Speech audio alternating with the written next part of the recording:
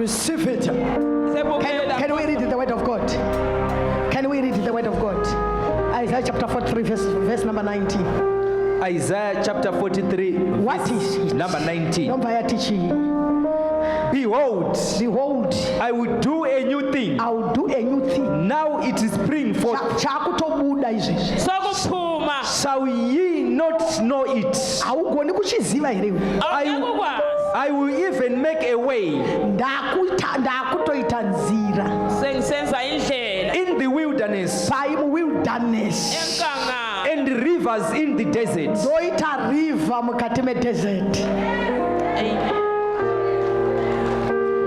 Listen, the word wilderness, it can be a place of problems and at the same time a place of purpose. A wilderness is a puzzle of our perspective. A wilderness is a puzzle of our perspective. But from God's perspective, it is His perfect plan of our lives. The wilderness is a place of preparation. Ukaona uri mukati menjodzi dzakasiyana. Unofana kuva understanding the type of wilderness. Because biblical wilderness dzakanga dziripo munguva yana Moses. Dzaitone mazita. Mamwe ainzi Milba. Rimwe rainzi Araba. Rimwe rainzi Eramos. Ma-biblical wilderness. Pakati pema wilderness panotori rimwe raMoses raari kunyora yatoti Pentateuch. These are five books of Moses. Dzakanyora because nguva yana Moses aite sevanhu vanonzi manomadic. Vanhu vakanga vari in a wandering time munguva dzekurarama kwavo. Vaishandisa matent, matents. Vanhu vaimova from one place to another. Unotowana mune rimwe wilderness. Moses achitotora advantage yekunyora bhuku. Imomo ndo makatobuda Genesis, Exodus, mabhuku ekutanga eBhayibheri. Akatonyorwa nemurume yeye ari munguva idzodzo. Wilderness inogona kuva time of separation. Inogona kuva time of preparation. Wilderness anogona kuva maproblems auri kusangana nawo. Pari kunzi naIsaiah pari kuprofita nekutaura Isaiah. Israeli ine nyaya dziri kuitika. Israeli yaive neinonzi cycle. Vaive vanhu vaipota vachimborasika. Kana varasika Mwari aivatumira vanhu vorwadzisa. Kana imwe nation yarwadzisa Israeli, Israeli yomhanya yodzokera yonamata. Mwari ane tsika yekupota achidzoka. Zvisinei nezvawamboita nezuro, asi urege kuzviita nebhoni. Saka Mwari aiti kana vakachema Israeli aizodzoka yoenda pamberi paMwari. Mwari wobva adzokera kuvana vaIsraeri. Saka pari kunyorwa apa pakanga paine disobedience yekuti vana vaIsraeri vakanga vasinganzwe. Munoziva here kuti paunotadza mamwe maishu anouya pauri, ishamu uye kukuzora kwauri kuenda nako. Handina anonzwa zvakanaka. Asi ese mawilderness ana Satan. Mamwe mawilderness ana Mwari mukati. Handina anonzwa kuti mamwe mawilderness arongedzwa nekuda kuti Satan ada kukupfizisa. Iwayo ndo atakadaizirwa iwe. Ekuti kana Satan akurongera wilderness achiti iwewe haubude, Mwari wobva auya ipapo oti ndinoita nzira pasina nzira.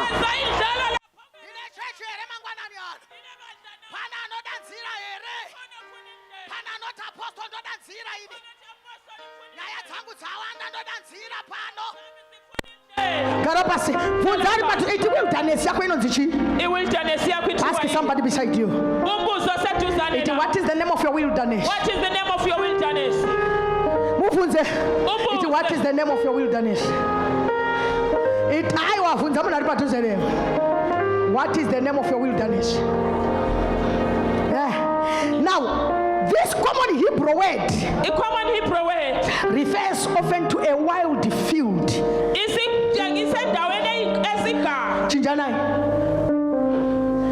This common Hebrew word refers often to a wild field where domestic animals may be grazed and wild animals live, in contrast to cultivated land. Yes, sometimes the pastures of the wilderness.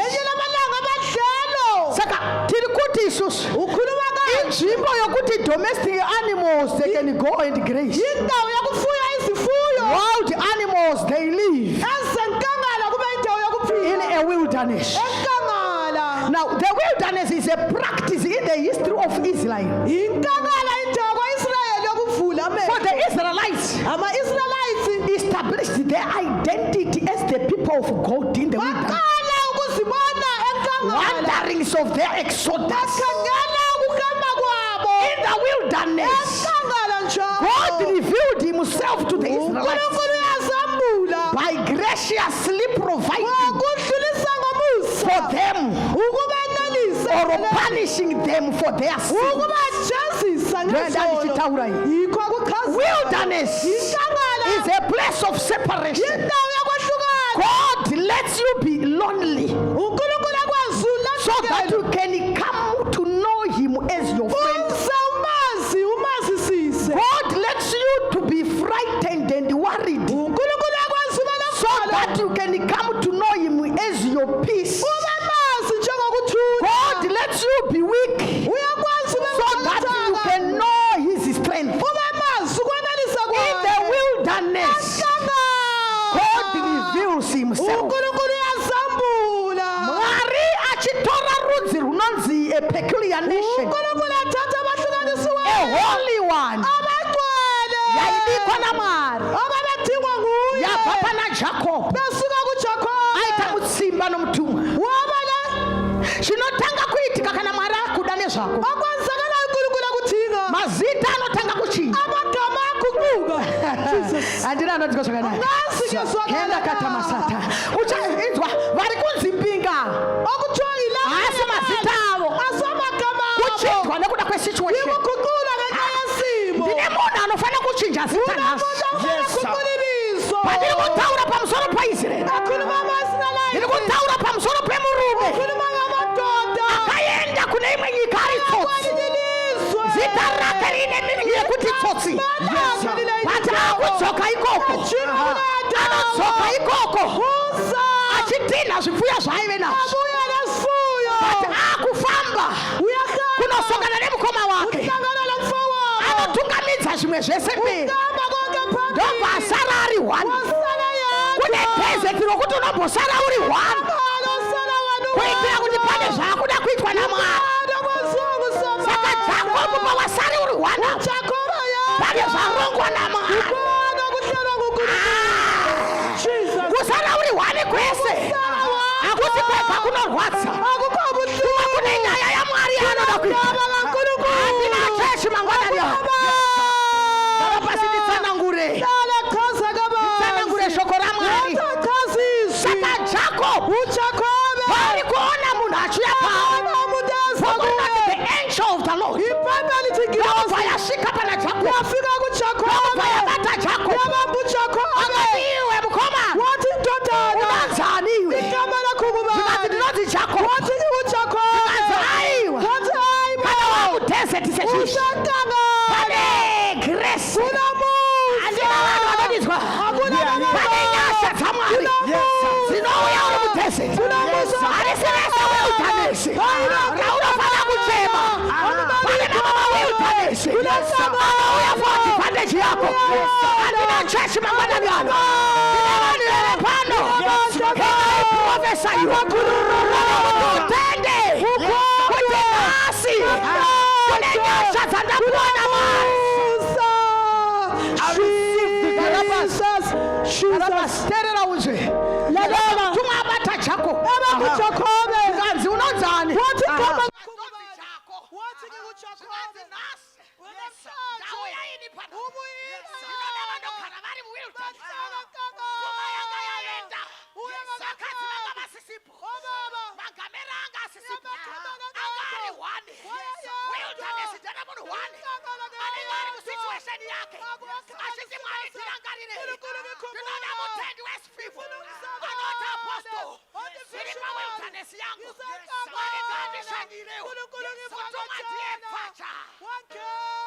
What's your name? My name is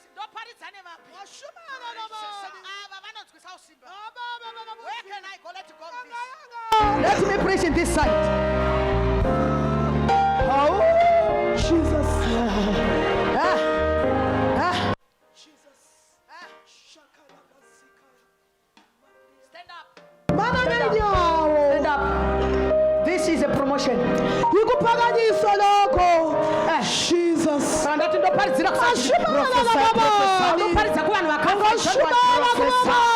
can I preach to?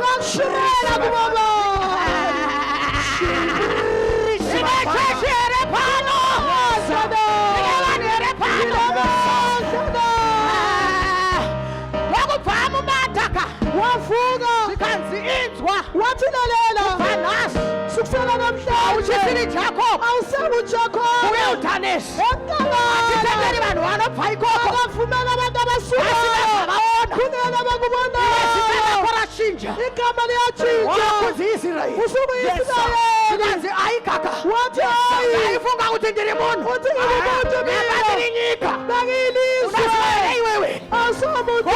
Court of limitation.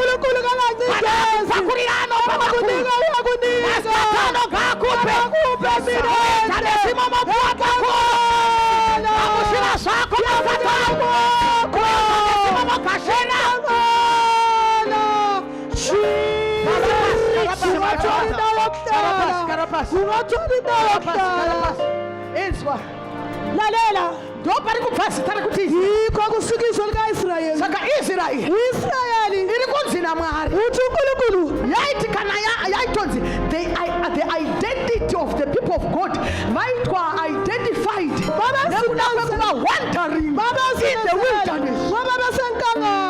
How can God identify himself?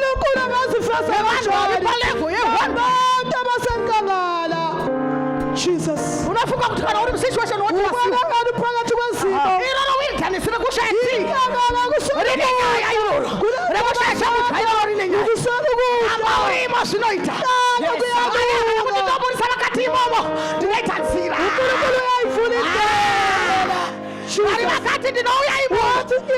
Wilderness imomo. Jesus. Arichesa. No profitani. My father. No profitani. No profitani. Ngani bokwita skate yangu. Wasalungise. Shabo kwita skate. Zero skate nyato mira. Nasi pana chaka na. Namhlanje kubanga kahle. Andina bandla lapha. Akomana. Madoda. Jesus. Jesus.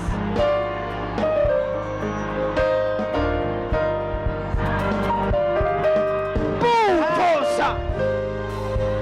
Garapas. It's woman. How can God identify himself?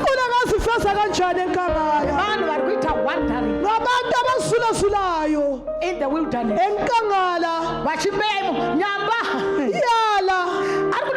Experience wilderness.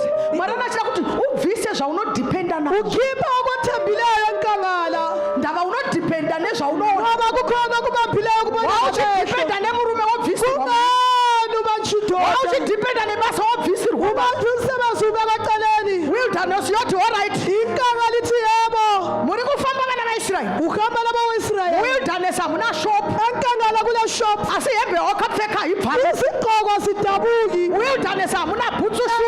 yes Enkangala kwaMkhathulo. Kodwa nazo sipheli. saka mushana usvika nebhutsu idzodzo Uyafika lokwembethileyo. chaita ndichapota ndichirinyiwa Uyaqhubekela fusekela. uri kufamba hakuna bhutsu iri Wakhona kuna sikathulo. iri kumbofamba sei Uhamba kanjani? mwari ari kuti munhu uNkulunkulu uthi umuntu atsitse kudipenda afunda tsitsa ukubathemba. kudipenda Funda ukubathemba.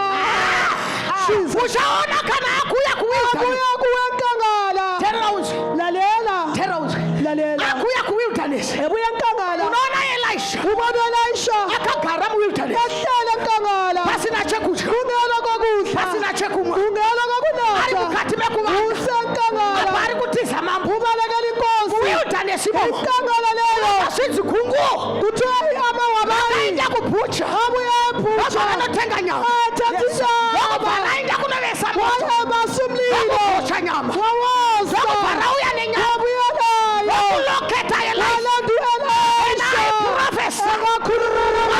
vakuloketa uNkulunkulu Lotaura kaThemba. vana vari apa Jesus. imi mbogashira iwo Yamukeleni. mbogashira ini Yamukeleni.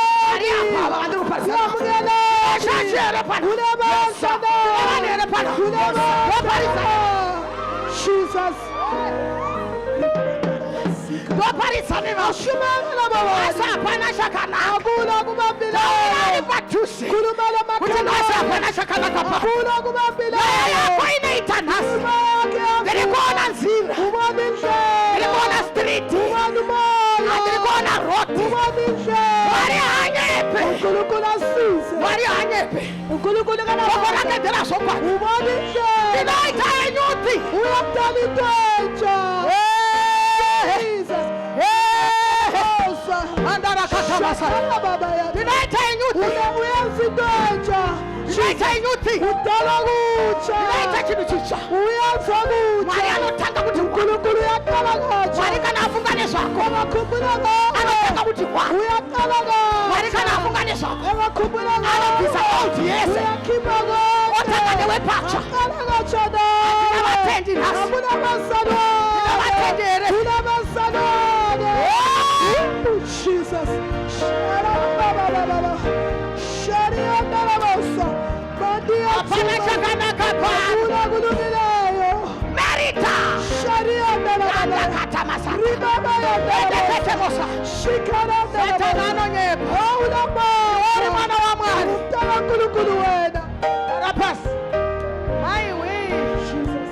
garapasi inzwa Athwala indawo yokuhlala. tera unje Lalela ulalisisa. elisha U-Elisha arimo ephakathi ndobva alokethwa walandwa panzvimbo yake endaweni akiyo ndobva anongwa wayaphiwa haana kulokethwa nemunhu kalandwa ngumuntu negugu walandwa liwabayi iri saidi rinobhoyi leli sayidi ndoenda liyabhowa kune ripi ayakulipi ndoenda kune ripi ayakulema iterere zvakanaka lalela ulalelisise handina anonizwa akekho lalelayo nezvichiti kunento ziguquka iterere zvakanaka lalela terera mushi lalela haana kulokethwa nemunhu alandwanga ngabantu akalokethwa neshinhu endo iguquka gugu rakabhururuka iwabayilehla rakabata chingu uNkulunkulu lehlele rakatanga pana eli walanda u-Elisha naprofita uyashumayela kulokethwa kwako nama ukulanda kwakho Jesus mwari ngakulokete uNkulunkulu silande anange pauri se walandela khona pane zvauri kutsvaka izvo ukhona kuthingayo erita haso basendela terera shikariandela wilderness inkangala time of separation uthuba lwahlukaniswa rendiso shikata yandakata ribaba ya rendiso kate rendiso pa shandela ba yandakata masata ribaba ya ndela bosa garapashoza shadia kutu lise inzwa shoko here lala lilisi wilderness enkangala hagari lahlali adzingwa nababa vekutendi waqotshwa ngubaba wakhona vanga akatenda ipa lapha ebambelele khona musavimba navanhu ungathemba abantu kana kunamata mupostori uma ukhula kufishinali imbai najehovha themba usamandla musavimba navanhu ungathemba abantu taurai zvakristu khuluma kaNkulunkulu kana makutaura mabasa makuru khuluma imisebenzi emkhulu baba vekutendi ubaba wakhona vakadzinga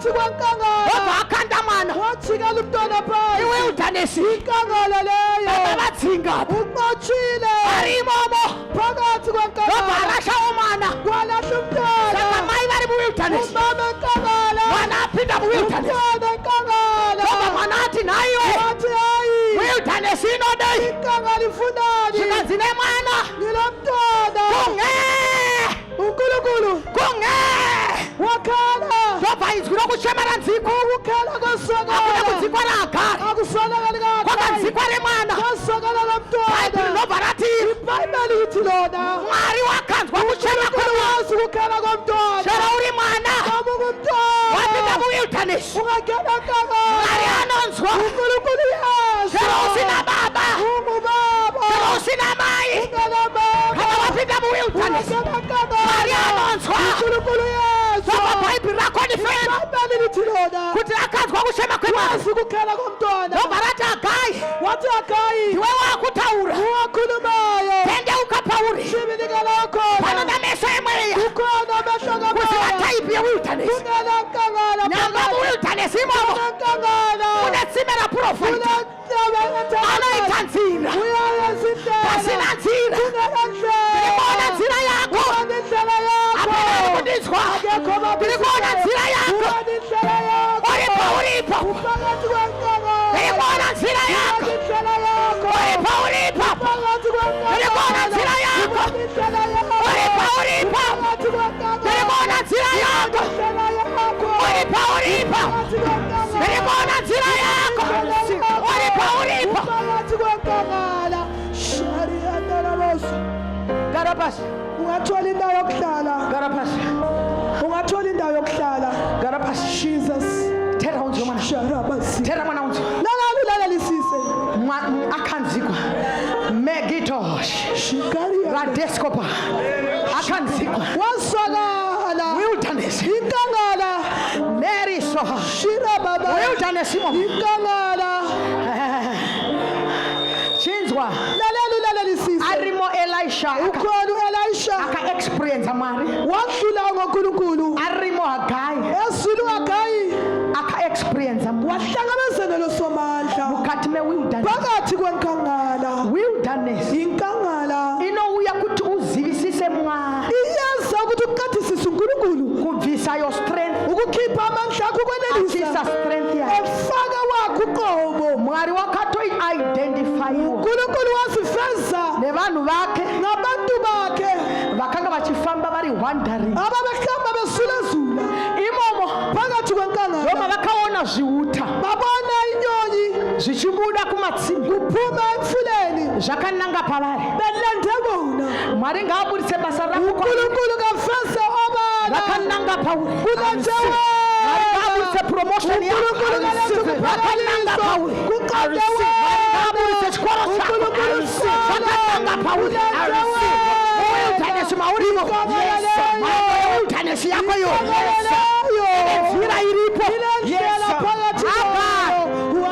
meso yako ngaasvinuri wilderness imomo omune tsime riripo uya uri kutsvaka haisi kure unaita nzira pasina nzira cheuka pauri ipapo wobva agaya acheuka wobva aona tsime ukadzitora mwana wokunotora mwana uchere mvura nedende matende emvura evanhu anopera akanga afiniwa nambuya sara matende emvura evanhu anopera asi mvura yamwari haiperi wobva achiti kumusamariteni kana wamwa mvura iyi hauchazomoni kuchengeta zvekare ndine chechi here mangwanani kana mana jesu varume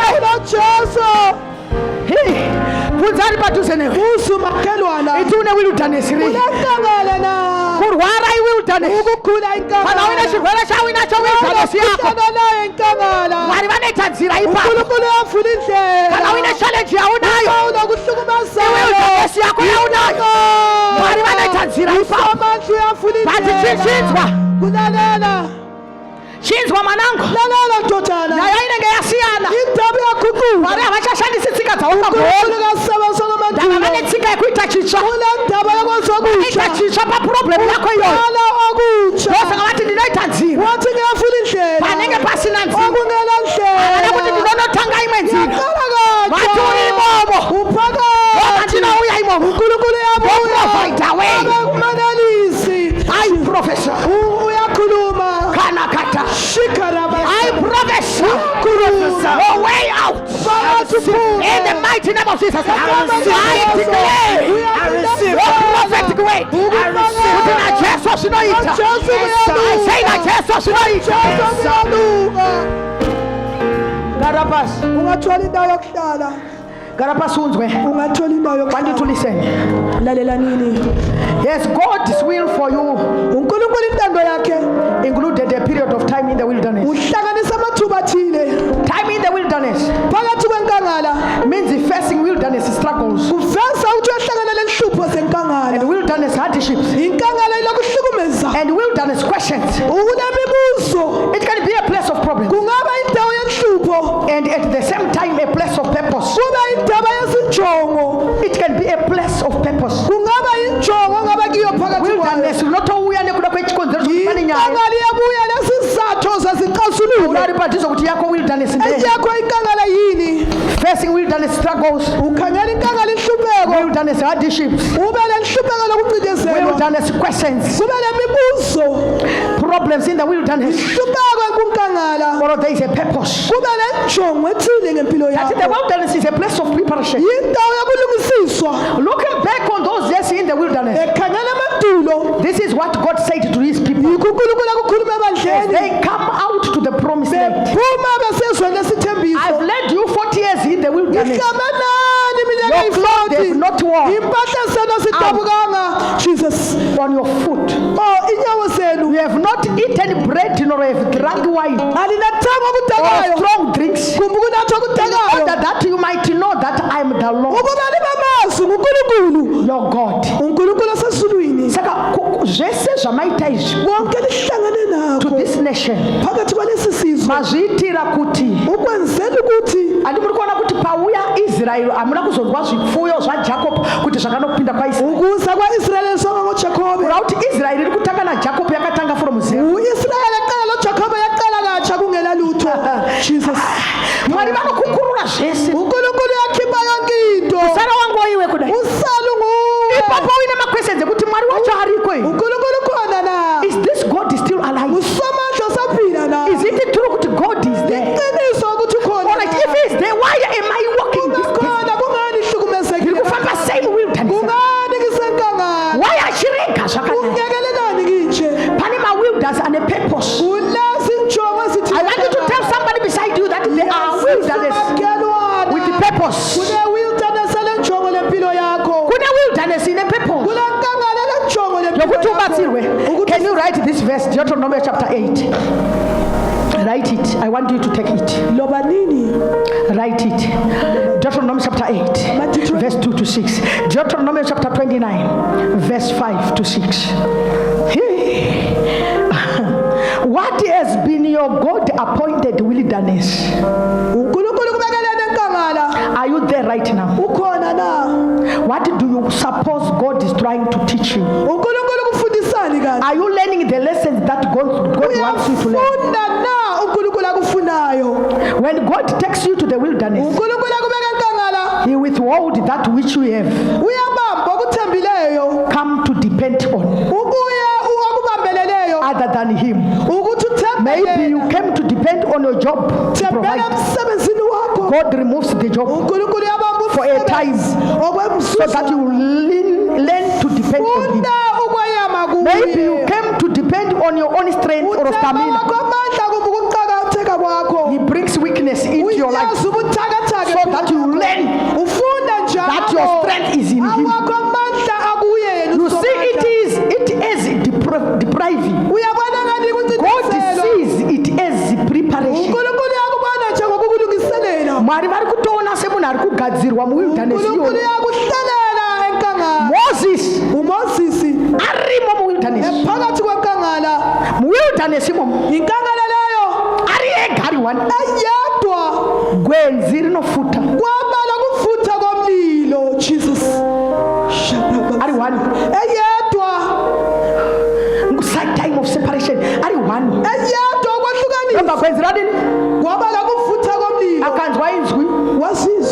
mukati megwenzi. phakathi Moses Visa shangu dzako. khipha imbatata Muno mandiri wani muno. ngingedwa kanje Ko yakutaura ari kubva ku. okhulumayo ngabe ungaphi Kune wilderness unotiitira kuti unzwe kuzvaari kutaura. unankangala ukuthi uzukukhuluma kwakho usomandla Jesus Raunoiswa naMwari. akaba kuyena yena Ediso pahase kadasa. Jesus. Pane wilderness raunotoiswa naMwari. Kuti uteerere. Ndakanozwa kuti papublic pane vakawanda hauteereri. Ndaka unoda nyaya. wakuthanda indaba Jesus Saka inda pauri one. hamba ube wadwa Bvunza iti muri vangani? libangaki Munoziva here kuti muno muchechi muno. This is a prophetic word. Muno ukhuluma muchechi. imfihlakalo lokho phakathi Muno muchechi. ebandleni Because ndakapa a statement. wakhuluma Because ndakapa a statement muno. kulento ayikhulumayo Kuti wathi yena there are people vamunofana kusiya. kulabantu okumele lehlukane nabo Vamwe venyu mukaramba. abanye benu lana Munoziva? liyakwazi na Munoziva here kuti zvamakaramba lisala linjalo chero ukaputsika kangani pano. ungaze uweka nkhaki As kuleli long khaya instruction andakakudza uma ungalaleli usina kuita ungalalelanga unoramba uri ipapo. uyahlala kuleyo ndawo Jesus Muno muchechi. kuleli Mune vanhu vandakati siyai vamwe vanhu. labantu okuthiwa behlukanele Kwete kuti abangane. ndichitaura ndirini. Hayi Ndapuwa kubuye. prophets kuti tell them ubatshele they must leave other people behlukane labantu because they are abathile. delaying. ngoba This blessing is babaphuzisa there. izibusiso zikhona Ipo pano phakathi kwaleli bandla Moses ari one Moses akanzwa bvisa shangu yakati khipha imbatata kondiyanda kutaura kuti ubani okhulumayo uri munguva yako uri one. uwadwa Ndoma unonzwa kutaura kwaMwari imo. zokukhuluma kwakho Ndoma unonzwa mavhesi achiuya imo. izwi lakho Ndoma unonzwa hope dzaMwari. ubuthongo bakho Jakobo ari murerakewo. Iye kuzozvidza anonzi akavata pane chimwe chikomo. Akavata akaona vatumwa. wabona izithunywa Vari totamba zvavo. bayehla Wakwira wadzika. bayehla benyuka Wakwira wadzika. behla benyuka Havana chavakataura navo. abuna Asi abakhuluma kungovaona vachitamba besi. wababona besehla besenyuka Jesus